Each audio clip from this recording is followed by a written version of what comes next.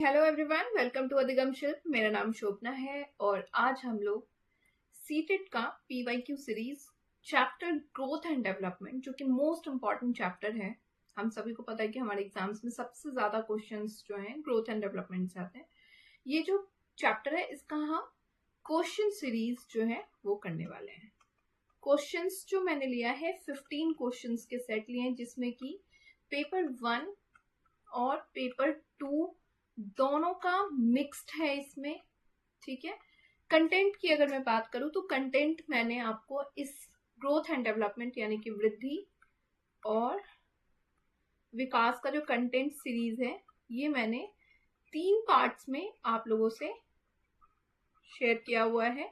Description box में इसके link भी मिल जाएंगे। अगर उस वीडियो को नहीं देखा है तो आप लोग उस वीडियो को भी देख लें, क्योंकि वो वीडियोस आपको काफी हेल्प करेंगे एग्जाम्स में।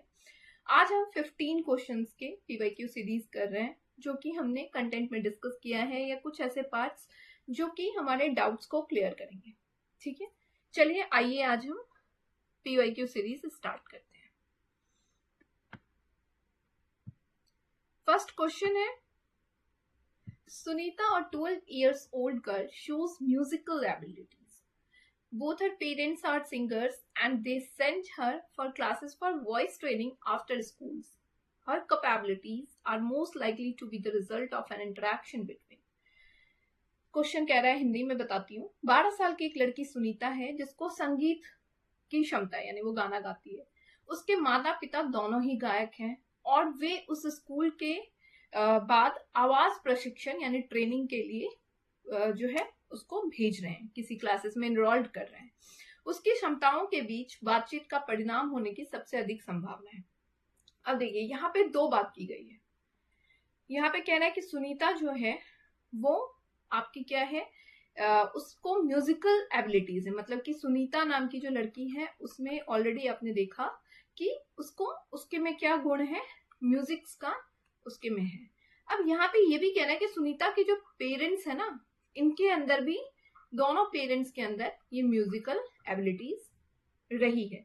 यानी कि एक बात यहाँ पे तय है कि इसके जो पेरेंट्स से इसको मिली हुई है, यानी कि हेरिडिटरी फैक्टर तो यहाँ पे है ही, क्योंकि पेरेंट्स से जो चीजें बच्चों को मिलती है, ठीक है, चाइल्ड को मिलती है, वो आपने क्या देखा था, वो आपने देखा हेरिडिटरी यानी कि अनुवांशिकता में देखा था कि अनुवांशिकता के बारे में आपने पढ़ा होगा कि जो चीजें हमें विरासत से, अपने पेरेंट्स से, अपने इन पूर्वजों से मिलता है, वो हमारा क्या होता है, अनुवांशिकता कहलाता है, या हेरिडिटी उसको हम इंग्लिश में कहते हैं। ठीक है, एक चीज तो यहाँ पे तय है, हेरिडिटी उसे मिली हुई है अपने पेरेंट्स से। दूसरी चीज क्या कह रहा है कि म्यूजिकल एबिलिटीज उसके अंदर खुद भी है। तो यानी कि उसके जो पेरेंट्स हैं वो उसको ट्रेनिंग के लिए किसी और जगह दे रहे हैं ताकि वो बहुत अच्छा गाए। यानी कि यहाँ पे हेरिडिटी के साथ साथ उसको प्रॉपर एनवायरनमेंट भी मिल रहा है ताकि वो अपने म्यूजिक को, अपने जो गायन क्षमता है उसको वो क्या कर पाए, बढ़ा पाए, एनहेंस कर पाए। दोनों चीजें यहाँ पे आपको मिल रही है। ठीक है, हेरिडिटी भी मिल रही है और पेरेंट्स से हेरिडिटी, अनुवांशिकता तो उसे मिली ही है, साथ ही साथ उसको पर्यावरण का भी पूरा सहयोग मिल रहा है, क्योंकि उसके पेरेंट्स क्या कर रहे हैं कि स्कूल के बाद या जहां पे भी म्यूजिकल अच्छी ट्रेनिंग मिल रही है वहां पे उसको इनरोल्ड कर रहे हैं। यानी कि इसकी जो कैपेसिटीज है, कैपेबिलिटीज हैं, वो रिजल्ट किस किस चीजों का है, हेरिडिटी और एनवायरनमेंट का है। राइट, सिंपल है ये आंसर। इस क्वेश्चन का आंसर है हमारा सी। ठीक है, यहाँ पे ग्रोथ एंड मैचुरेशन की बात नहीं की गई है, क्योंकि कोई चीज मैचुरेशन के बारे में यहाँ पे बात नहीं हो रही है, न्यूट्रिशन की बातें में बात नहीं हो रही है। हम इस क्वेश्चन में इन सारे ऑप्शंस को जो है देखते ही कट कर सकते हैं, क्योंकि न्यूट्रिशन और डिसिप्लिन की कोई बात नहीं हो रही है। यहाँ पे सीधी सी एक बात है कि एक पेरेंट्स के अंदर में, पेरेंट्स तो जो है सुनीता के, उनके अंदर में सिंगिंग कैपेसिटीज थी, गायन क्षमता थी, और वो क्षमता उसके बच्ची यानी कि सुनीता के अंदर भी आया है। तो यानी कि अनुवांशिकता का असर है। साथ ही साथ उसके माँ बाप उसको स्कूल में जो है, जहाँ पे बहुत अच्छी गायन जो है क्लासेस होती है, वहां पे उसको इनरोल्ड किया हुआ है। यानी कि यहाँ पे उसको पर्यावरण का भी पूरा पूरा सपोर्ट मिल रहा है। हेरिडिटी एंड एनवायरनमेंट इसका आंसर होगा। हिंदी में देखें तो आनुवांशिकता और पर्यावरण। चलिए, ये बात यहाँ पे क्लियर हो गई। Next question, sensitive periods are those time periods during which certain dash are especially important for course of normal development. संवेदनशील अवधि वह समयावधि है जिसके दौरान कुछ निश्चित डैश सामान्य विकास के पाठ्यक्रम के लिए विशेष रूप से महत्वपूर्ण है। अब ये सेंसिटिव पीरियड्स है, तो इसमें आपको सेंसिटिव पीरियड्स जो है वो ऐसा टाइम होता है जिसमें आपको क्या क्या चीजें मिल जो है बहुत इंपॉर्टेंट है, क्या चीजें आपको मिलनी चाहिए। जेनेटिकल, आनुवांशिक प्रवृत्ति। देखिए, आनुवांशिक प्रवृत्ति तो आपको जो भी मिलेगा वो आपको पहले से मिलेगा ना, इनहेरिटेड होगा आपके अंदर, वो आपको अब मिलेगी नहीं। वो आपके पास में जितनी है ना, अगर जितनी हेरिडिटी आपको मिली हुई है वो उतनी ही रहेगी आपके साथ, समय के साथ में वो बढ़ता या घटता नहीं रहेगा।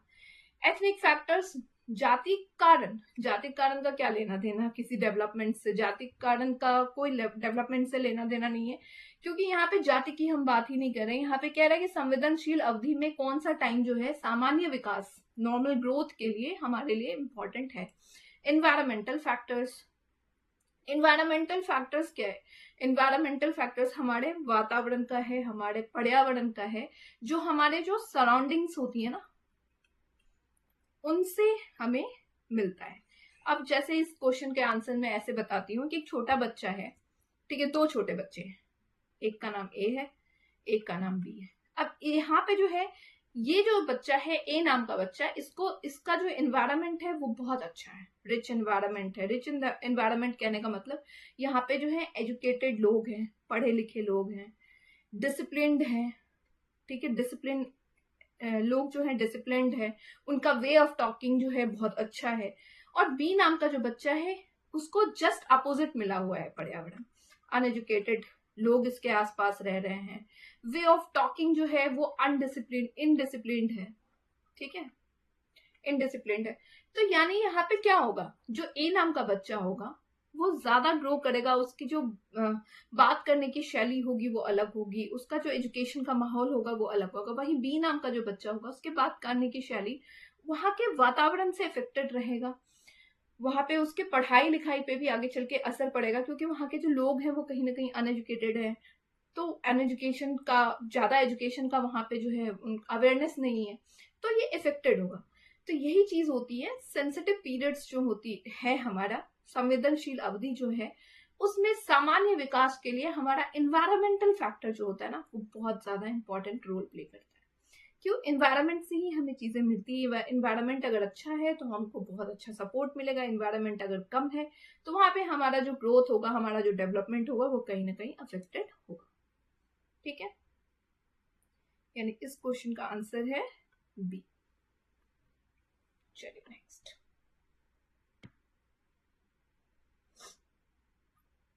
थर्ड क्वेश्चन हमारा कह रहा है, ये क्वेश्चन असर्शन और रीजन यानी अभिकथन और कारण बेस्ड है। असर्शन यानी अभिकथन हमारा कह रहा है, there is no objectivity definable movement when a child enters middle childhood और एडोलेसेंस। जब कोई बच्चा मध्य बाल्यावस्था या किशोरावस्था में प्रवेश करता है तो कोई वस्तुनिष्ठ रूप से निश्चित गति नहीं होती, ठीक है। रीजन इसका कह रहा है, development is discontinuous in nature, यानी कि विकास प्रकृति जो है वो निरंतर है। अब देखिए क्वेश्चन क्या कह रहा है, एक बार फिर से समझते हैं। जब कोई बच्चा जो है किशोरावस्था यानी एडोलेसेंस में एंटर कर रहा है तो उसको जो है वस्तुनिष्ठ रूप से कोई निश्चित गति नहीं होती है, कोई डिफाइनेबल ऑब्जेक्टिविटी मूवमेंट नहीं होता है, ठीक है। यानी कि कोई बच्चा है जो आपका जो है वो एडोलेसेंस एज में प्रवेश कर गया है।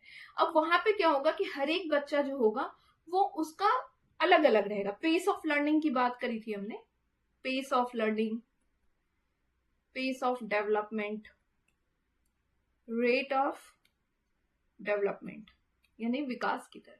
तो हमने क्या बात करा था यहाँ पे कि विकास की जो दर होती है ना हर एक बच्चे का अलग अलग होता है, ठीक है। कोई निश्चित गति नहीं होगी कि मतलब हर एक बच्चा जो है एडोलेसेंस में एक टाइम में एक ही काम करेगा, गुस्सा आएगा तो सारे बच्चों को गुस्सा आएगा, हंसी आएगी तो सारे बच्चों को हंसी आएगी, ऐसी कोई बात नहीं करी थी हमने। हमने यहाँ पे ये करा था कि हर किसी का जो है ना एडोलेसेंस का जो टाइम पीरियड होता है वो सेम होता है, कि इस एज ग्रुप के बच्चे जो होंगे वो आपके जैसे 13 to 18 माना है कहीं पे, तो ये जो बच्चे हैं ये एडोलेसेंस के एज में आपके टीनेजर्स प्रवेश करते हैं, ये टाइम हमने फिक्स मांगना हुआ है। बट हमने क्या बोला है कि 13 से 18 ईयर्स के जितने बच्चे हैं वो सारे के सारे एक ही काम करेंगे, ऐसी बात तो नहीं करी है ना हमने। यानी कि उनका पेस ऑफ लर्निंग, विकास की जो दर होती है वो हर एक बच्चों की अलग अलग होगी और वो अपने हिसाब से करते हैं, राइट। यानी ये बात सही है। और development is continuous in nature, इसका रीजन कह रहा है क्योंकि डेवलपमेंट जो है ना वो निरंतर प्रक्रिया है, वो होता रहता है। हाँ, डेवलपमेंट जो है वो एक निरंतर प्रक्रिया है और वो होता रहता है, लाइफ लॉन्ग प्रोसेस है। आप कभी भी किसी भी टाइम पीरियड में कुछ ना कुछ सीखते रहते हैं। हाँ, आपके सीखने का जो समय होगा वो कम ज्यादा जरूर हो सकता है, बट ये लाइफ लॉन्ग प्रोसेस है, ठीक है। यानी इस क्वेश्चन का आंसर क्या है हमारा, बोथ, ये असर्शन भी हमारा सही है और रीजन भी हमारा सही है। और कह रहा है क्या असर्शन जो है वो रीजन का एक्सप्लेनेशन है, तो आप रिलेट कर सकते हैं। यहाँ पे पहली बात यही कह रही है कि हर एक का रेट ऑफ लर्निंग अलग होगा, क्योंकि डेवलपमेंट जो है वो कॉन्टिन्यूअस प्रोसेस है, रेट ऑफ लर्निंग तो अलग होगा। और रेट ऑफ लर्निंग क्यों अलग होगा, क्योंकि डेवलपमेंट जो होता है वो कॉन्टिन्यूअसली चलता है, आगे पीछे चलेगा, लेकिन वो चलता रहता है। यानी कि both A and R is true and R is the correct explanation of A. A और R दोनों सत्य है और R ही A का सही स्पष्टीकरण है, राइट। चलिए नेक्स्ट, फोर्थ क्वेश्चन कह रहा है change and stability in emotions, personality and social relationships together constitute, भावनाओं, व्यक्तित्व और सामाजिक संबंधों में परिवर्तन और स्थिरता एक साथ मिलकर क्या बनती है, ठीक है। यानी कि आप कह रहे हैं स्टेबिलिटी इन इमोशन, आपको अपने इमोशंस पे पूरा कंट्रोल है, आपको पता है आपको समय के हिसाब से कैसे अपने इमोशन को कंट्रोल करना है, समय के अकॉर्डिंगली भावनाओं पे पकड़, ठीक है। लेट्स सपोज कहीं गुस्सा आ रहा है, आपको पता है बहुत ज्यादा गुस्सा आ रहा है, मन कर रहा है किसी को जो है पीटने का, बट आपको पता है कि ये सोशल प्लेस है, यहाँ पे मैं कुछ ऐसी हरकतें ना करूं या फिर ये मेरे जो नॉर्म्स है उनके खिलाफ होगा, तो यहाँ पे आपको इमोशंस की प्रॉपर समझ है, ठीक है। साथ ही साथ कह रहा है कि आपका जो है पर्सनालिटी और सोशल रिलेशनशिप्स भी आपकी जो है स्टेबल है। पर्सनालिटी क्या हो गया, पर्सनालिटी आपका व्यक्तित्व हो गया, ठीक है। इस पे भी आपको पूरी तरीके से जो है पकड़ बनी हुई है। आपकी पर्सनालिटी, आपका जो फिजिकल तरीका है लोगों के साथ में बात करने का, आपके जो व्यक्तित्व है उस पे आपको पूरी तरीके से कंट्रोल है। साथ ही साथ ये कह रहा है सोशल रिलेशनशिप पे भी आपको कंट्रोल है, लोगों के साथ में आप जो है अच्छी तरीके से सोशल स्किल्स बना पाते हैं, लोगों के साथ आप अच्छी तरीके से बात करते हैं, उनके साथ रिलेशनशिप आपकी अच्छी है। तो ये जब सारी चीजें आपके पास है, ठीक है, तो कह रहा है कि साथ मिलता है तो वो कौन कौन से टाइप का विकास कहलाएगा। पहला है हमारा पर्सनालिटी डेवलपमेंट। देखिए पर्सनालिटी डेवलपमेंट में व्यक्तित्व विकास में क्या होगा कि आपका जो पर्सनालिटी है वो पूरी तरीके से डेवलप है, आपको पता है किस तरीके से कौन से बॉडी लैंग्वेज का यूज करना है, किस तरीके से आपको बात करना है ताकि सामने वाले इम्प्रेस हो जाए, ठीक है। व्यक्तित्व पे पकड़ है, कई बार आप देखते हैं ना कुछ लोगों से बात करके आप कहते हैं कि बहुत अच्छा लगा उनसे मिल करके, उनसे बात करने का तरीका बहुत अच्छा था, उनकी पर्सनालिटी जो है वो इस तरह से थी जो कि उन्होंने उनका जो इम्प्रेशन है वो आप पे गया, ठीक है। नेक्स्ट इमोशनल डेवलपमेंट, यानी कि भावनाओं का विकास, यानी कि आपको पता है कहाँ पे आपके इमोशंस जो हैं किस तरह से आपको रिएक्ट करना है। साइकोलॉजिकल डेवलपमेंट, मनोसामाजिक विकास। देखिए मनोसामाजिक विकास में ये सारे एस्पेक्ट्स आ जाते हैं, ठीक है। यहाँ पे मनोसामाजिक विकास जो होता है ना, ठीक है,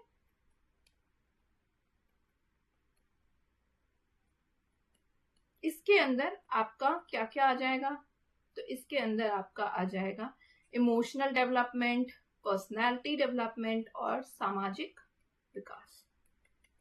ये सारी चीजें इसके अंदर आपकी आ जाती है। ठीक है। कॉग्निटिव डेवलपमेंट, डी नंबर, ये भी ऑप्शन देख लेते हैं। तो कॉग्निटिव डेवलपमेंट की अगर हम बात करें तो कॉग्निटिव यानी संज्ञानात्मक विकास में आपकी जो तर्क करने की क्षमता होती है, रीजनिंग स्किल्स होती है, सोचने, बुद्धि से रिलेटेड जो भी चीजें होती है वो सारे कॉग्निटिव डेवलपमेंट्स में आते हैं। आपको प्रॉब्लम सॉल्विंग स्किल्स कितनी है, आप किसी प्रॉब्लम्स के साथ कैसे टैकल करते हैं, आपकी रीजनिंग स्किल्स कितनी अच्छी है, तो जो भी आपके संज्ञान से रिलेटेड चीजें होती है वो संज्ञानात्मक विकास में आती है। ठीक है। बट साइकोलॉजिकल में ये सारी चीजें आपकी जो है वो आ जाती है। इसलिए इस क्वेश्चन का आंसर कौन सा है? आंसर नंबर सी।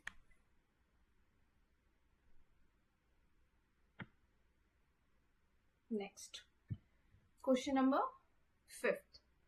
क्वेश्चन नंबर 5 हमसे कह रहा है read the following statements and choose the correct answer. ये भी अभिकथन और कारण बेस्ड है। असर्शन यानी अभिकथन कह रहा है considerable variation exist in developmental rates among children. ठीक है। बच्चों के बीच विकास के दर में काफी भिन्नताएं मौजूद है। ओके। नेक्स्ट है कि रीजन क्या कह रहा है, developmental differences are an inevitable results of complex interaction of genetic and experiential variation. यानी विकासात्मक विभिन्नताएं आनुवांशिक और अनुभवात्मक विविधताओं के जटिल अन्योन क्रिया का एक अनिवार्य परिणाम है। ये तो बहुत क्वेश्चन हो गया भाई, हिंदी इंग्लिश। अब इसको समझते हैं क्वेश्चन क्या कह रहा है। पहला तो जो है असर्शन हमसे क्या कह रहा है कि रेट ऑफ डेवलपमेंट यानी कि विकास का जो दर है वो अलग अलग होता है अलग अलग बच्चों में।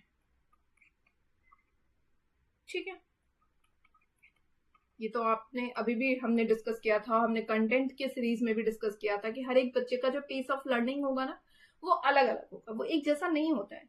किसी को चीजें जो है विजुअल लर्निंग में ज्यादा समझ आती है, कुछ ऐसे बच्चे होते हैं जो सेल्फ स्टडी करके ज्यादा समझते हैं, कुछ ऐसे बच्चे होते हैं जिनको 2 बार पढ़ना पड़ता है, कुछ ऐसे होते हैं जो 1 बार में पढ़ के समझ जाते हैं। तो हर किसी का जो रेट ऑफ लर्निंग होगा ना वो अलग अलग होता है, समझने की क्षमता जो होती है वो अलग अलग होती है। ठीक है। अब ये डेवलपमेंटल डिफरेंसेस क्यों होंगे? हो सकता है कि उसके जो आनुवांशिक यानी कि जो जेनेटिकल डिफरेंसेस होंगे उनके अंदर, या फिर हो सकता है कि एक्सपीरियंशियल डिफरेंसेस होंगे कि किसी बच्चे को जो मिला है, पर्यावरण का सपोर्ट मिला हुआ है, या जो उसने पर्यावरण से एक्सपीरियंस किया हुआ है उसमें डिफरेंसेस हो सकते हैं। हो सकता है उसका जेनेटिकल जो डिफरेंसेस होगा वो अलग अलग हो सकता है। तो ये चीजें तो कहीं ना कहीं एक दूसरे से रिलेट कर ही रही है कि रेट ऑफ डेवलपमेंट अलग अलग होगा हर एक बच्चों में। ये पहली चीज है। ये वाला चीज तो बिल्कुल सही है कि हर एक बच्चे का पेस ऑफ लर्निंग अलग है। और ये अलग क्यों है? क्योंकि विकासात्मक विभिन्नताएं इसलिए हैं क्योंकि आनुवांशिक और अनुभवात्मक विविधताओं की का एक अनिवार्य परिणाम है ये। आनुवांशिक आपको जेनेटिकल डिफरेंसेस हो गया, और आपका क्या हो गया अनुभवात्मक। क्या मतलब है कि जो एक्सपीरियंसेस उसने किया हुआ है, हो सकता है वो एक्सपीरियंसेस के डिफरेंसेस अलग अलग बच्चों में अलग अलग रहे हैं। किसी ने ज्यादा एक्सपीरियंस किया है, ज्यादा उसको एक्सपोजर मिला हुआ है, तो उसको बहुत सारी जो है चीजें पता है। किसी ने कम एक्सपोजर किसी को मिला हुआ है तो उसके जो एक्सपीरियंस होंगे वो कम होंगे। तो ये चीजें भी डिफरेंसेस हो सकती है।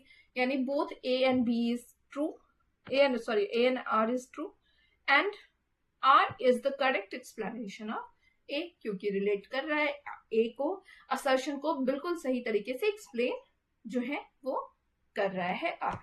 राइट। यानी इस क्वेश्चन का आंसर क्या हो गया? Answer number D. चलिए next.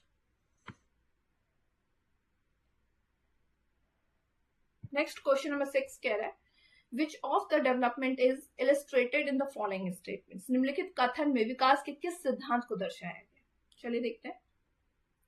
Children who are deprived from conducive environment for language learning in their early years have some difficulty in choosing later in life.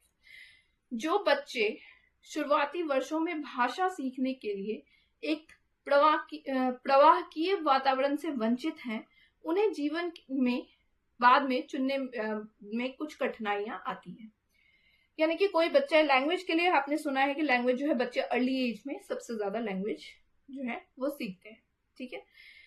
अब कोई ऐसा बच्चा है जिसको ये एक्सपोजर मिला ही नहीं, लैंग्वेज लर्निंग करवाया ही नहीं है, जैसे बहुत सारे गांव के बच्चे होते हैं। पहले की बात अगर मैं करूँ, अब तो काफी ज्यादा हर जगह बहुत ज्यादा डेवलपमेंट्स है, बट पहले के टाइम में अगर मैं बात करूँ तो पहले के जो गवर्नमेंट स्कूल्स होते थे वो लोग क्या करते थे, 6th स्टैंडर्ड से इंग्लिश को इंट्रोड्यूस करते थे, राइट। अब वहां पे क्या होता था कि 6th स्टैंडर्ड से चूंकि बच्चों को इंग्लिश इंट्रोड्यूस ही किया गया, उनको बताया ही गया है, तो वहां पे क्या होता था कि बच्चों में इंग्लिश को लेकर के एक खौफ बना रहता था। वो इंग्लिश की जो लर्निंग होती थी, सारे सब्जेक्ट्स पे उनको पकड़ होती थी, बट इंग्लिश में उनको एक डर सा बना होता था, ये एक प्रभाव था। अब यहाँ पे यही बात कही जा रही है कि जिनको पहले से वो वातावरण नहीं मिला हुआ है, तो बाद में उनको सीखने में, उस चीज को, उस भाषा को सीखने में जो है कठिनाइयां महसूस होंगी, ठीक है। अब इसके रीजंस क्या क्या कह रहा है, development of language is completely dependent on genetics. भाषा का विकास पूरी तरीके से अनुवांशिकता पर निर्भर है। तो अनुवांशिकता पर क्यों निर्भर है, कोई जरूरी तो नहीं है। आपको अगर एनवायरनमेंट अच्छा मिला हुआ है, आपके एनवायरनमेंट में बहुत अच्छी हिंदी में बात की जा रही है, बहुत अच्छा आपके मदर टंग आपको मिल रहा है, बहुत अच्छा आपको हिंदी भाषा, इंग्लिश भाषा मिल रहा है, साथ ही साथ कोई फॉरेन लैंग्वेज मिल रहा है, तो क्यों नहीं बच्चा सीखेगा, उसका जेनेटिक्स से क्या लेना देना। हम जितने कहते हैं ना, भाषा क्या होता है कि भाषा हम ऐसे सीखते हैं जितना हम उसको इस्तेमाल करते हैं, ठीक है। अपने वातावरण में जितना ज्यादा अपने भाषाओं का इस्तेमाल करेंगे, उसकी पकड़ उतनी अच्छी हमारी होती जाएगी। तो यानी कि ये चीज तो है ही नहीं जेनेटिक का, इससे कोई लेना देना बिल्कुल भी नहीं है। तो सेकंड ऑप्शन आपका क्या कह रहा है, सेकंड ऑप्शन आपसे कह रहा है कि भाषा, लैंग्वेज एंड कॉग्निशन जो है हमारा, वो क्या है, वो एक दूसरे से कॉम्प्लेक्सली इंटर रिलेटेड है। भाषा संज्ञान जो होता है हमारा, वो एक दूसरे से परस्पर जुड़े हुए हैं। देखिए भाषा और संज्ञान क्या है, हमारा संज्ञानात्मक विकास है, मतलब कि आप तर्क करने की क्षमता है। लैंग्वेज क्या है, भाषा है। लैंग्वेज हम कैसे सीखते हैं, तो लैंग्वेज हम ऐसे सीखते हैं ना कि जितना हमको एक्सपोजर मिलता है, जितने ज्यादा हमारे माहौल हमको मिलेगा, जितना ज्यादा हम जो है लैंग्वेज का इस्तेमाल करेंगे, उतना ज्यादा हम सीखते हैं। यही बात तो हमने करी थी। तो यानी कि यहाँ पे ये भी बात कहीं ना कहीं सही नहीं है। अब सी नंबर ऑप्शन कह रहा है कि द डेवलपमेंट इज डिसऑर्डरली। हमने सबसे पहली बात तो यहाँ पे यही पढ़ा है कि डेवलपमेंट जो हमारा होता है वो ऑर्डर में होता है, क्रमिक होता है। कंटेंट में भी हमने डिस्कस किया था कि हर एक बच्चा है 0 से 3 मंथ्स में उसमें डेवलपमेंट होगा, तभी उसके बाद 3 से 6 मंथ्स में जो डेवलपमेंट होना है वो होगा। बस आपने pace of learning, rate of development आपने अलग अलग सीखा था, ठीक है। इसी तरह 3 से 6 to 9 ईयर्स में बच्चों का जो डेवलपमेंट होगा, ये सब क्रमिक होता है। और सेकंड इसी में कह रहा है कि अनप्रेडिक्टेबल है। बिल्कुल नहीं, आप प्रेडिक्ट कर सकते हैं किसी की भाषा में बहुत ज्यादा अच्छी पकड़ हो रही है, ठीक है। लेट सपोज कि बहुत सारी भाषा में ही आपको एज अ टीचर समझ आ रहा है कि इसकी जो हिंदी है इसकी पकड़ बहुत अच्छी है, तो आप उसको सजेस्ट तो कर सकते हैं ना उस स्टूडेंट को कि तुम हिंदी भाषा को लेकर के आगे बढ़ो, क्योंकि ये बहुत ही अच्छा है। किसी की इंग्लिश बहुत अच्छी हो रही है, तो आप उसको वहां पे सजेशंस दे सकते हैं। तो यानी ये प्रेडिक्टेबल है, आप अनुमान लगा सकते हैं इस चीज को लेकर के ना। तो यानी ये भी ऑप्शन हमारा क्या है, गलत है। चलिए नेक्स्ट देखते हैं। नेक्स्ट कह रहा है कि there is a sensitive period of language development. भाषा का एक जो है टाइम पीरियड होता है, बिल्कुल टाइम पीरियड होता है। तभी तो कह रहे हैं कि 6th स्टैंडर्ड में जो गवर्नमेंट स्कूल में पहले बच्चों को इंट्रोड्यूस कराया जा रहा था लैंग्वेज को, इंग्लिश को, उसको अब हटा करके इन्होंने क्या किया है, अर्ली टाइम पे ही जो है इंट्रोड्यूस कराया गया है, ठीक है। क्योंकि जितना जल्दी आप लैंग्वेज को यूज करेंगे, लैंग्वेज का इस्तेमाल करेंगे, उतनी ज्यादा आपकी पकड़ बनती जाएगी, ठीक है। यानी इस क्वेश्चन का आंसर क्या हो गया हमारा, नेक्स्ट है a child's growth and development is influenced by. एक बच्चे की जो वृद्धि और विकास है वो प्रभावित किन चीजों से होता है। पहला है हमारा पेरेंटिंग स्टाइल। तो हमारा ग्रोथ एंड डेवलपमेंट सबसे पहले जो होती है हमारी कहाँ से होती है, हमारे घरों से होती है। तो बात तो सही है, पेरेंटिंग स्टाइल आपकी कैसी है, आपके घर का माहौल कैसा है, इस पे बच्चों का विकास कहीं ना कहीं अफेक्टेड होगा। जेनेटिकल फैक्टर भी मैटर करता है कि आपके मम्मी पापा किस तरह से हैं, आपके जो घर के जो लोग हैं उनका जेनेटिक्स आप पे आता है। फिर है हमारा स्कूलिंग एक्सपीरियंस कि आपके स्कूल का एनवायरनमेंट कैसा है, वहां से आप क्या एक्सपीरियंस अनुभव लेकर के आ रहे हैं, वो भी कहीं ना होगा। और पर्सनल इंटरेस्ट यानी कि व्यक्तिगत हित, यानी कि आप मतलब आपका अपना इंटरेस्ट भी होना चाहिए। तो आपके ग्रोथ एंड डेवलपमेंट पे तो कहीं ना कहीं ये सारे फैक्टर्स जो हैं वो इफेक्टेड होंगे कि पेरेंटिंग स्टाइल्स, पेरेंटिंग शैलियां कैसी है, अनुवांशिकता में आपको क्या मिला हुआ है, स्कूल में किस तरह का शिक्षा आपको मिल रहा है, स्कूल का माहौल कैसा है, व्यक्तिगत आपका पर्सनल इंटरेस्ट है यानी, क्योंकि अगर आपको सब कुछ मिल रहा है और बच्चे को पढ़ने की ही इच्छा नहीं है तो कहीं ना कहीं उसके ग्रोथ एंड डेवलपमेंट इफेक्टेड हो जाएंगे। कहीं भी आप देखेंगे किसी भी एक फैक्टर में इनमें कम होगा तो उसका जो ग्रोथ एंड वृद्धि और विकास होगा वो कहीं ना कहीं इफेक्टेड होगा। यानी इस क्वेश्चन के आंसर्स में सारे ऑप्शंस आपको दिख रहे हैं डी नंबर में, और ये डी नंबर इसका सही आंसर है।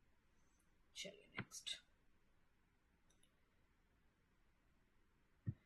अब कह रहे हैं डेवलपमेंट स्टेजेस इन चिल्ड्रन, यानी कि बच्चों में विकास के चरण क्या है। तो डेवलपमेंट स्टेजेस जो होते हैं are universal, taking place at the same pace across culture. यहाँ पे सार्वभौमिक है, ये कह रहे हैं डेवलपमेंट स्टेजेस जो हैं वो सार्वभौमिक है। डेवलपमेंट हमारा बिल्कुल सार्वभौमिक है, यानी कि हर एक जगह ये एक जैसा ही रहता है। बट यहां तक तो बात सही थी बिल्कुल, बट ये कह रहा है कि पेस ऑफ लर्निंग जो है ना, उनका जो गति होगा वो भी सेम ही हो जा रहा है। लेकिन हमने क्या करा था, पेस ऑफ डेवलपमेंट हमारा क्या हो सकता है, अलग हो सकता है। ठीक है, हर एक बच्चों का, यानी यहां तक बात सही थी, बट आगे जो कहा है वो बिल्कुल ही इनकरेक्ट है। ठीक है, यानी ये हमारा आंसर काम का नहीं है। अब नेक्स्ट कह रहा है कि डेवलपमेंट जो है वो यूनिडायमेंशनल है और लीनियर है। देखिए डेवलपमेंट कभी भी यूनिडायमेंशनल नहीं है, ये हमारा मल्टी डायमेंशनल होता है, क्योंकि कई तरीके से, एक तरीके से आप थोड़ी कह सकते हैं कि डेवलपमेंट हो रहा है। किसी का फिजिकल ग्रोथ हो गया तो वो डेवलपमेंट हो गया, सिर्फ उसके कॉग्निटिव को आप नहीं देखेंगे, उसके इमोशंस को नहीं देखेंगे, उसके सोशल स्किल्स को आप चेक नहीं करेंगे, उसके मोटर स्किल्स को आप नहीं देखेंगे, तो ये तो है ही नहीं। डेवलपमेंट जो है हर एक एस्पेक्ट्स में होता है, इसलिए इसको मल्टी डायमेंशनल हम कहते हैं, यानी ये वाला भी गलत है। और ये कह रहा है कि डेवलपमेंट लीनियर है, डेवलपमेंट कभी भी लीनियर नहीं होता है, ये स्पाइरल होता है। स्पाइरल क्यों होता है, क्योंकि वो एक टाइम पे ऊपर जाता है, फिर थोड़ा जो है स्लो डाउन होता है, फिर वो उठता है, और कॉन्टिन्यूस लाइफ लॉन्ग इस तरह से चलता है। जैसे आप जो है पढ़ाई कर रहे हैं, लेट्स सपोज आप बहुत सारे ऐसे बच्चे हैं जो टीचिंग के एग्जाम्स के लिए तैयारी कर रहे हैं, तो आपका जो भी रेट होगा ना, आपका जो डेवलपमेंट है वो आप एग्जाम्स की प्रिपरेशन कर रहे हैं, आपको सीख रहे हैं, बट आपका आउटपुट नहीं आया है, तो वो एक टाइम के लिए रुका हुआ सा है। फिर आपके रिजल्ट्स आ जाएंगे, आप टीचर बन जाएंगे, आपको जॉब लग जाएगी, तो आपका ग्रोथ देखने को मिल रहा है। तो यानी कि वो क्या हो गया, स्पाइरल है, लीनियर कभी भी नहीं, वो एक जैसा नहीं चलता है, ऐसा डेवलपमेंट नहीं चलता है, वो स्पाइरल चलता है। यानी ये भी हमारा आंसर गलत है। Complex interaction between heredity and environmental factor, यानी कि इसमें जो है डेवलपमेंट जो होता है हमारा, वो मैंने बताया था कि उसमें हेरिडिटी और एनवायरमेंट का वो क्या होता है, आपका क्या होता है, इन दोनों का गुणनफल होता है ये। तो ये बात यहाँ पे कहा जा रहा है कि कॉम्प्लेक्सली इसमें हेरिडिटी और एनवायरमेंटल दोनों ही इंपॉर्टेंट रोल प्ले करते हैं डेवलपमेंट में, विकास में, यानी ये चीज तो सही लग रही है। नेक्स्ट देख लेते हैं डी नंबर, ये इरिवर्सिबल है, बिल्कुल सही बात है। उसको रिवर्स मार लोगे आप कि एक बच्चा है जो 1 साल का हो गया है, अब उसके मम्मी पापा का मनवा नहीं यार इसको ना न्यू बॉर्न बना देते हैं, तो आप न्यू बॉर्न उसको बना देंगे, बिल्कुल भी नहीं बना सकते आप उसको, यानी कि ये इरिवर्सिबल है, अपरिवर्तनीय है। हाँ, इसमें आप चेंजेस जरूर ला सकते हैं, आपका कुछ भी मन कर रहा है तो आप उसमें चेंजेस ला सकते हैं, अमेंडेबल है, मॉडिफिएबल है, परिवर्तनीय है कह सकते हैं आप, लेकिन ये इरिवर्सिबल है। ठीक है, और ये कह रहा है कि ये जो प्रोसीड करता है, ये बात तो यहाँ पे सही है कि डेवलपमेंट जो है इरिवर्सिबल नेचर का है, लेकिन यहाँ पे क्या कह रहा है कि ये प्रोसीड कैसे कर रहा है, टो टू हेड, यानी कि उंगली से सिर की तरफ। लेकिन हमने आपको बताया हुआ है कि डेवलपमेंट जो है वो प्रोसीड कैसे करता है। 2 तरीके से आपको मैंने बताया था प्रोसीड करता है। एक बार हम उस नजर पे दे देते हैं। एक था शीर्षगामी, जिसमें बच्चों में डेवलपमेंट कैसे होता है, हेड टू टो, यानी कि सिर से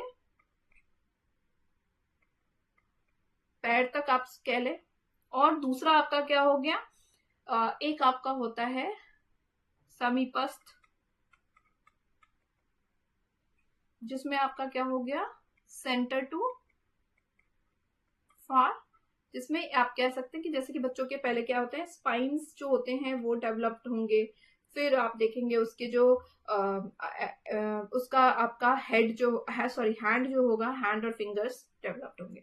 मतलब पहले उसके सेंटर में डेवलपमेंट होती है, तब उसके जो है बाहरी एरिया में डेवलपमेंट होता है। शीर्षगामी, जिसको सेफेलोकॉर्टिकल हम कहते हैं इंग्लिश में, इसमें क्या होता है कि बच्चों के हेड से शुरुआत से यहाँ से कंट्रोल आना स्टार्ट होता है, धीरे धीरे जाकर के उसके पैरों तक कंट्रोल आता है। इसीलिए सबसे पहले बच्चों में आप 3 मंथ्स के बाद बच्चों को देखेंगे कि उसके नेक पे कंट्रोल आ गया है, नेक उसका जो है उसमें काफी कंट्रोल करना स्टार्ट करता है, वो घूमने लगता है। फिर धीरे धीरे आप देखेंगे कि उसके जो अपर बॉडीज होते हैं उसमें कंट्रोल आएगा, फिर लोअर बॉडीज में उसके कंट्रोल आते हैं। ठीक है, यानी कि ये वाला आंसर भी हमारा गलत हो गया। अब सही कौन सा है, सही है हमारा, जो सही बात की गई है वो सी नंबर में बात की गई है कि हेरिडिटी और एनवायरमेंट का जो है म्यूचुअली इंपॉर्टेंट रोल प्ले करता है हमारा डेवलपमेंट में। ठीक है,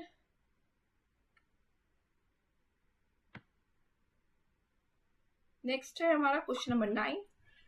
क्वेश्चन नंबर 9 हमसे कह रहा है कि all children across cultures proceed through the stages of development in the same manner at the same age। कह रहा है यहाँ पे कि हर एक बच्चा जो है वो सेम तरीके से जो है एक ही उम्र में एक ही तरीके से विकास के चरणों में आगे बढ़ते हैं। देखिए ये बात तो है कि उनका जो डेवलपमेंट जो है वो क्रमिक है, हमारा सीक्वेंशियल है। ठीक है, बट क्या एक ही तरीके से हम डेवलप करेंगे? क्वेश्चन देख, एक चीज आप नोटिस करेंगे कि कई बार हमने पेस ऑफ डेवलपमेंट की बात करी है, लेकिन क्वेश्चन हर तरीके से अलग अलग तरीके से आपसे पूछ रहा है हर टाइम, और यहीं पे कंफ्यूजन हमारी होती है। तो क्वेश्चन को समझना इज वेरी इंपॉर्टेंट। अगर आप क्वेश्चन को समझ गए तो सीडीपी में आपके बहुत अच्छे मार्क्स आते हैं, और अगर आप क्वेश्चन को नहीं समझते हैं तो सीडीपी फिर आपके मार्क्स को ले जाता है। अब चलिए क्वेश्चन पे डिस्कस करते हैं कि यहाँ पे कह रहा है कि सेम तरीके से जो है स्टेजेस ऑफ डेवलपमेंट तो सेम है, बट बिल्कुल सही बात है, स्टेजेस ऑफ डेवलपमेंट तो हमारा सही सेम ही होगा। जो 2 से 4 साल के बच्चे होंगे उनकी जो स्टेजेस ऑफ डेवलपमेंट है वो सेम ही होगी, बट क्या सेम एज के बच्चों में सेम तरीके से डेवलपमेंट होगी? बिल्कुल भी नहीं होगी। उनके पेस जो होगा, उसका विकास का जो दर होगा वो तो अलग अलग होगा ना, वो एक जैसा तो हम कह ही नहीं सकते हैं होगा। स्टेजेस ऑफ डेवलपमेंट हम इतना समझ सकते हैं, 2 से 4 साल के बच्चों को ये चीजें हमें पढ़ानी है, क्योंकि इनका दिमाग उस हिसाब से डेवलप हो चुका है कि हम इनको इन चीजों के बारे में बता सकते हैं।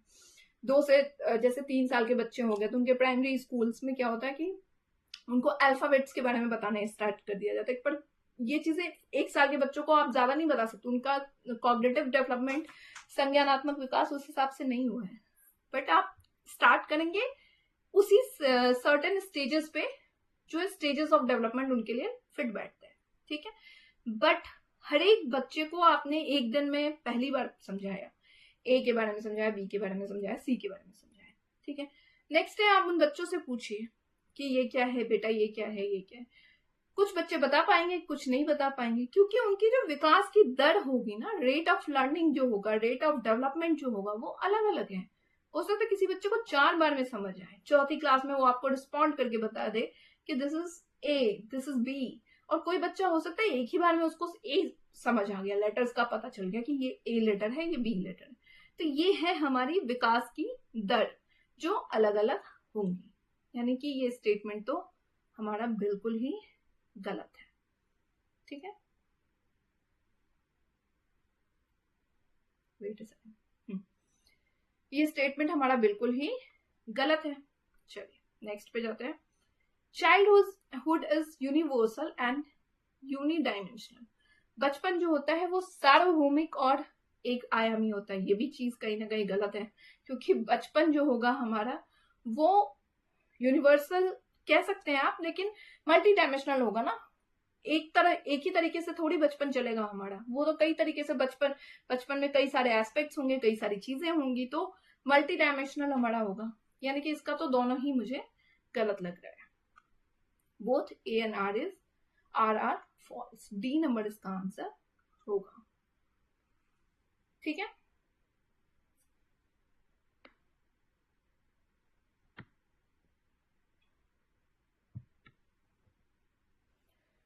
टेंथ नंबर क्वेश्चन कह रहा है, the developmental theorist who view process of development as having substantial plasticity throughout life are likely to emphasise the importance of. कह रहा है विकास सिद्धांतकार जो डेवलपमेंट का थ्योरी जिन ने दिया है, तो जो विकास की प्रक्रिया को जीवन भर पर्याप्त प्लास्टिसिटी के तौर पे, प्लास्टिसिटी क्या है कि आप प्लास्टिसिटी में का जो कॉन्सेप्ट है उसको एक बार जान लीजिए। प्लास्टिसिटी होता है हमारा कि आप वातावरण के अनुकूल, पर्यावरण, इन्वायरमेंट, इनके अनुकूल जो होता है आप अपने आप को ढालते हैं। ये हमारा प्लास्टिसिटी यानी कि लचीलापन है कि आप जिस माहौल में गए हैं वहां पे आपको जो लग रहा है, रिक्वायरमेंट लग रहा है, वो उस हिसाब से ढाल रहे हैं। अब इसका एक नॉर्मल एग्जांपल देती हूँ। जैसे घर में हम जो है इनफॉर्मल वे में बात करते हैं, मम्मी पापा भाई बहन से अलग तरीके से बात करते हैं, बट जब स्कूल में हम जाते हैं तो वहां पे जो स्कूल में जो मैम होती हैं या सर होते हैं उनके साथ हम उस तरीके से नहीं बात करते हैं। उससे भी आगे आप जब ऑफिस में जाएंगे तो वहां पे आपका जो वे ऑफ टॉकिंग होगा वो अलग होगा। तो यानी ये क्या है, ये प्लास्टिसिटी है, लचीलापन है, जिसमें आप क्या कर रहे हैं, आप अपने आप को इन्वायरमेंट यानी पर्यावरण के हिसाब से अपने आप को ढाल रहे हैं। ठीक है, अब यही चीज यहाँ पे कह रहा है कि development as having substantial plasticity throughout life are likely to emphasise the importance of. अब जो ये जो चीजें हैं प्लास्टिसिटी को आप किस तौर पे जो है जोर डाल करके देखते हैं। अनुवांशिकता, हेरिडिटी, बिल्कुल भी नहीं है। यहाँ तो हम नॉर्मल बात कर रहे हैं ना कि प्लास्टिसिटी क्या है, आप एनवायरमेंट के हिसाब से और एक्सपीरियंसेस के हिसाब से चीजों को ढाल रहे हैं, जिसमें तो बहुत ज्यादा दिमाग ही नहीं लगाना है। जहां प्लास्टिसिटी की बात आई वहां लचीलापन है। लचीलापन आप कब यूज करेंगे, जैसा जहां पे आपको रिक्वायरमेंट होगी। क्यों रिक्वायरमेंट होगी, क्योंकि आपने एक्सपीरियंस किया है कि यहाँ पे इस तरह की चीजें डिमांड में है, अनुभव के तौर पे आपको मिला है। ठीक है, तो ये हो गया, क्लियर है। इस क्वेश्चन का आंसर है पर्यावरण और अनुभव, आंसर नंबर बी। बाकी जानने की जरूरत ही नहीं। चलिए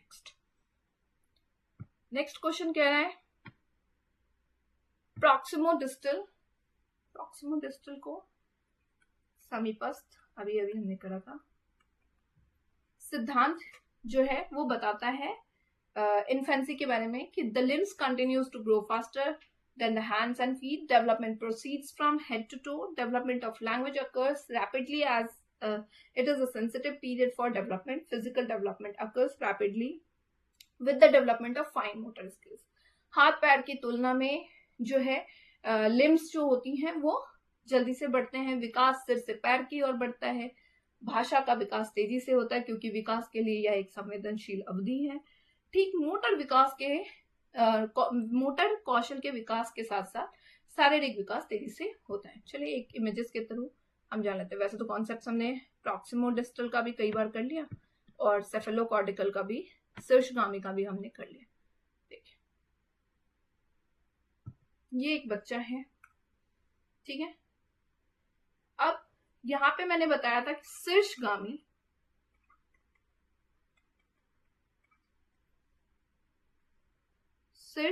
यानी कि सेफेलोकॉर्डिकल, और दूसरा मैंने आपको कॉन्सेप्ट बताया था प्रॉक्सिमोडिस्टल समीपस्थ। मैंने इसमें बताया था कि सिर से पहले सिर में कंट्रोल आता है और यहां से पैर तक होता है, हेड टू टो। ठीक है, यानी लंबवत भी इसको लंबवत तरीके से आप कह सकते हैं, परपेंडिकुलर, कि यहां से सिर से स्टार्ट हुआ और पांव तक गया। ठीक है, इसमें बच्चों में पहले नेक में कंट्रोल आएगा, हमने बात करी थी, इसकी वजह से वो मूव करेगा, फिर इसके अपर बॉडीज में कंट्रोल आती है। ठीक है, फिर उसके बाद इसके लोअर बॉडीज में कंट्रोल आती है, जिसकी वजह से वो बैठना स्टार्ट करता है, फिर क्राउल करना स्टार्ट करता है, फिर धीरे धीरे खड़ा होना स्टार्ट होता है। ये शीर्षकामी यानी सेफेलोकॉर्टिकल। अब प्रॉक्सिमोडिस्टल डेवलपमेंट में क्या बताया था मैंने कि सेंटर टू ये कहा जाता है फार, यानी ये बच्चे जो होते हैं उनके सेंटर में इस पार्ट्स में सबसे पहले कंट्रोल आएगा। यहाँ पे कंट्रोल आया, फिर उसके इस वाले पार्ट में कंट्रोल आएगा, फिर धीरे धीरे वो दूर जाएगा, उसके बाद उसके हैंड में कंट्रोल आएगा, और फिर हैंड से यहां से कॉन्सेप्ट जो आता है आपका, वो हैंड में कंट्रोल जब आ जाता है तो ग्रॉस टू फाइन, यानी कि पहले उनके जो है बड़े मोटर स्किल्स जो ग्रॉस में होता है कि बड़े मांसपेशियां जो होती है वो काम करने लगती है, फिर फाइन यानी सूक्ष्म मांसपेशियां जो होंगी उनके फिंगर्स में उनके कंट्रोल आने लगेंगे, जिसकी वजह से वो राइटिंग वगैरह करने स्टार्ट करेंगे। नीटिंग हो गया, मतलब छोटे छोटे काम जो होते हैं वो वहां पे वो करने लगेंगे। ठीक है, ये कॉन्सेप्ट मैंने बताया था। अब प्रॉक्सिमोडिस्टल में कई बार क्वेश्चन ये आ जाता है कि आपका जो ग्रॉस टू फाइन है वो किसका हिस्सा है, ग्रॉस टू फाइन। तो यानी कि ये भी तो आपका यही हो गया ना कि प्रॉक्सिमोडिस्टल का हो गया पार्ट, क्योंकि पहले कह रहा है कि पहले उनके सेंटर की चीजों में कंट्रोल आएगी, फिर फाइन चीजों में दूर की चीजों में कंट्रोल आएगा।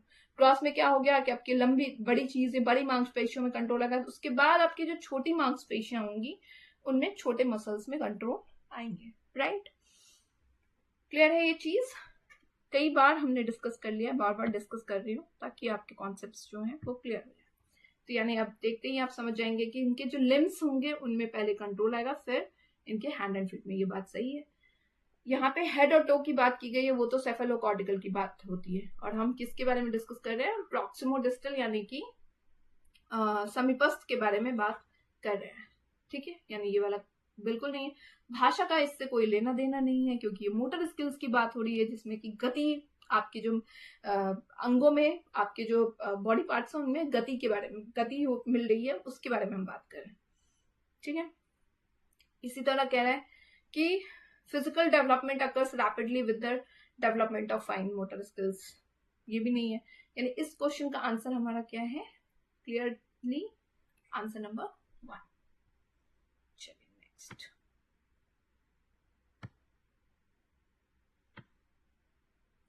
In the course of development, children achieve gross motor skills before the fine motor. यही बात अभी हमने जस्ट किया है और जस्ट क्वेश्चन में आ गया कि पहले जो होते हैं उनके सकल ग्रॉस मोटर स्किल्स हो गए।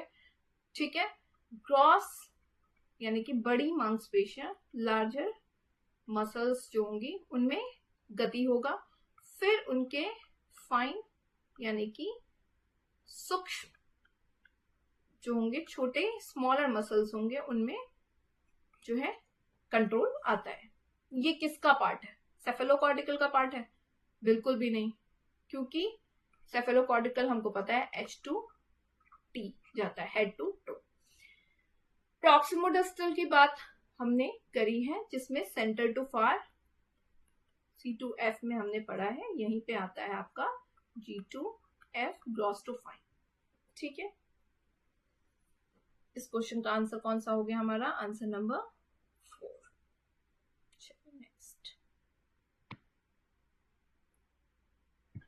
Which of the following statement about development is correct? इनमें से कौन सा स्टेटमेंट डेवलपमेंट के बारे में जो है वो विकास के बारे में कौन सा कथन सही है? डेवलपमेंट इज डिसकॉन्टिन्यूअस प्रोसेस, यहीं पे बात गलत हो गई। विकास एक असतत प्रक्रिया है। हमने बार बार बात करी है कि ये एक सतत कॉन्टिन्यूअस प्रोसेस है, क्योंकि ये वोम्ब टू चलता है। राइट, ये एक सतत प्रक्रिया है, ना कि असतत। यानी ये आंसर तो यहीं पे हो गया हमारा गलत। डेवलपमेंट अकर्स इन स्पाइरल, ठीक है, नॉट लीनियर मैनर। डेवलपमेंट जो होगा वो आपका किस तरीके से चलता है? स्पाइरल मैनर में चलता है। लीनियर आपका एक जैसा बिल्कुल भी नहीं चलता है, वो आगे पीछे होता रहता है। ठीक है, ये एक सर्पिले तरीके से चलता है, ना कि रैखिक तरीके से। ठीक है, ये वाली बात सही है, स्पाइरल तरीके से हमने पढ़ा है कि डेवलपमेंट चलता है। नेक्स्ट देखते हैं, ये वाली आंसर कहीं ना कहीं सही है। Development proceeds from specific to general, यानी कि विशिष्ट से सामान्य की ओर डेवलपमेंट चलता है, बिल्कुल भी नहीं। विकास जो होता है ना, पहले वो चलता है सामान्य से विशिष्ट की ओर,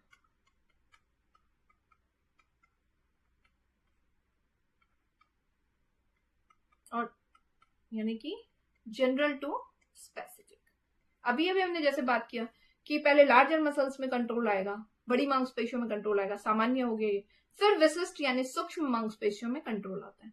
तो ये यानी विकास जो है वो जब भी चलता है वो सामान्य से विशिष्ट की ओर जाता है। पहले आप अल्फाबेट्स के बारे में जानेंगे तभी तो आप लेटर्स को पढ़ पाएंगे, या पहले लेटर्स को पढ़ना स्टार्ट कर देंगे, विशिष्ट चीज हो गया ना, वो स्पेसिफिक हो गया। ये सामान्य से चलता है, पहले आप अल्फाबेट्स को जानेंगे, पहचानेंगे, उसके बाद आपको धीरे धीरे करके लेटर्स का फॉर्मेशन समझ आएगा। यानी ये आंसर भी हमारा क्या हो गया, गलत। आप कह रहे हैं different aspects of development are independent to each other. Development के जो डिफरेंट एस्पेक्ट प्रकार हैं कौन कौन से थे, एक बार रिवीजन कर लेते हैं। डेवलपमेंट का कॉग्निटिव हो गया हमारा, उसके बाद सोशल हो गया, उसके बाद इमोशनल हो गया, उसके बाद फिजिकल हो गया। तो कह रहा है कि ये सारे इंडिपेंडेंट हैं, स्वतंत्र हैं, सारे पहलू जो है एक दूसरे से जो है स्वतंत्र हैं, बिल्कुल भी नहीं। ये जो होते हैं, यहाँ पे राइटिंग में मिस्टेक है, स्वतंत्र, ठीक है। ये क्या होता है, एक दूसरे पे डिपेंडेंट होते हैं। एक भी एस्पेक्ट अगर आपका जो है वो खराब है तो उसका इफेक्ट आपको, उसका प्रभाव आपको दूसरे एस्पेक्ट पे जरूरी देखने को मिलता है। ये चीजें हमने कंटेंट में भी डिस्कस की हुई थी। लेट्स सपोज कि किसी की कॉग्निटिव स्किल्स जो होंगी वो उतनी अच्छी नहीं है, सीखने समझने की क्षमता बहुत अच्छी नहीं है, तो उसका असर आपको उसके सोशल डेवलपमेंट पे भी देखने को मिलेगा। इमोशनल और इमोशनल पे भी आपको देखने को मिल सकता है। लेट्स सपोज किसी का फिजिकल ग्रोथ रुका हुआ है, फिजिकल ग्रोथ कमी होने का कुछ ना कुछ असर आपको कॉग्निटिव स्किल, संज्ञानात्मक विकास में भी देखने को मिल सकता है। तो उसके सारे विकास के जो सारे पहलू होते हैं ना, वो एक दूसरे से क्या होते हैं, मिलते जुलते रहते हैं, एक दूसरे पे डिपेंडेंट रहते हैं, ठीक है। यानी कि ये आंसर भी हमारा 4th नंबर गलत है। तो सही आंसर हमारा क्या है, आंसर नंबर 2, जिसमें बात की गई है कि डेवलपमेंट जो है वो स्पाइरल तरीके से चलता है, सर्पिले तरीके से चलता है, रैखिक तरीके से नहीं। ये कंटेंट में हमने डिस्कस किया है। कंटेंट का डिस्क्रिप्शन मैं आपको इस लिंक में डाल दूंगी, देखने से आपको बहुत फायदा मिलेगा। Question number 14, second last question है हमारा। ग्रोथ जो है, ग्रोथ के बारे में आपने पढ़ा है, ग्रोथ जो है वो क्या होता है, ग्रोथ आपका क्या है कि आप किसी व्यक्ति के फिजिकल जो होंगे, शारीरिक तौर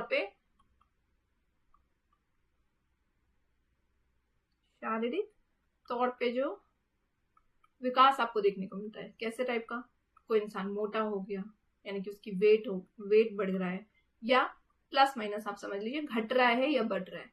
इसी तरह हाइट हो गया, हाइट भी आपका किसी का बढ़ रहा है या घट रहा है, बढ़ते हुए घटता नहीं है, बढ़ता है तो बढ़ रहा है, घटने मतलब कम से ज्यादा की तरफ जा रहा है, ठीक है। इसी तरह आपका क्या हो गया कि आपके वेट और हाइट जो है वो कह रहा है यहाँ पे क्वेश्चन में कि चिल्ड्रन जो है ये किस चीज का एग्जाम्पल है। ग्रोथ जो होता है हमारा वो किस, growth in height and weight of children is an example of qualitative change, quantitative change, affective domain, cognitive domain. गुणात्मक परिवर्तन, मात्रात्मक परिवर्तन, उसके बाद कह रहा है भावनात्मक परिवर्तन या संज्ञानात्मक। चलिए संज्ञानात्मक तो आपको पता ही है कि ग्रोथ फिजिकल शारीरिक कोई डेवलपमेंट संज्ञानात्मक नहीं है, मानसिक डेवलपमेंट संज्ञानात्मक है, यानी ये आंसर तो कट गया। भावनात्मक क्या हो गया कि आपके इमोशंस पे जो कंट्रोल होगा वो आपका होगा, ये भी हो गया।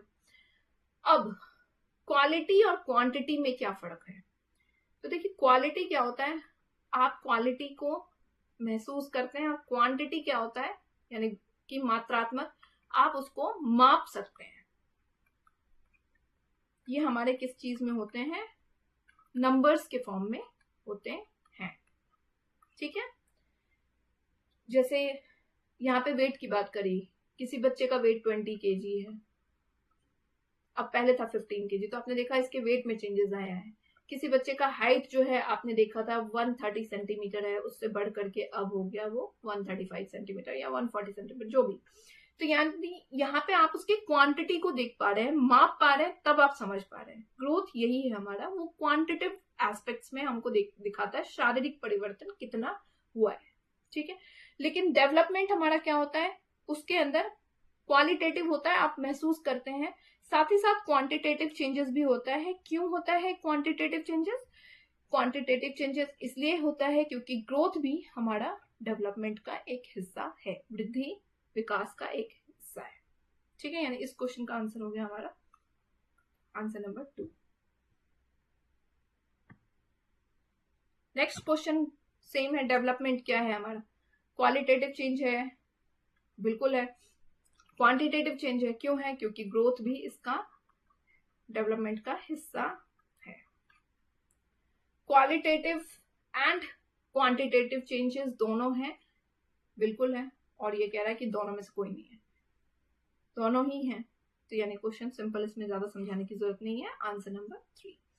तो ये 15 क्वेश्चंस की सीरीज थी जिसमें डेवलपमेंट से रिलेटेड हमने टॉपिक किया। इसके PYQ सीरीज की है, पेपर 1 और पेपर 2 दोनों को मिला करके इसके अंदर कंटेंट को डाला गया था। नेक्स्ट टॉपिक हम जीन पियाजे का थ्योरी करेंगे, फिर उसके क्वेश्चंस करेंगे। इसी तरह से हमारा पहले कंटेंट होगा, कंटेंट के साथ में 10 से 15 क्वेश्चन की सीरीज करेंगे ताकि हमारा जो है कंफ्यूजन डाउट्स वो क्लियर होता रहे। पीडीएफ आपको कंटेंट का भी और क्वेश्चंस का भी आपको मिल जाएगा विद एक्सप्लेनेशंस। ये आपको टेलीग्राम चैनल पे मिल जाएगा, जिसका कि आपको लिंक वीडियोस में दे दिया जाएगा। कंटेंट के भी जो लिंक है वो आपको दे दिए जाएंगे। उम्मीद करती हूँ कि मेरे ये सेशंस, मेरे ये वीडियोस आप लोगों को अच्छे लग रहे होंगे। वीडियोस अच्छे लगते हैं तो प्लीज चैनल को लाइक, शेयर और सब्सक्राइब जरूर करिएगा। मिलते हैं नेक्स्ट सेशन में नेक्स्ट वीडियोस के साथ में, तब तक के लिए bye bye and take care.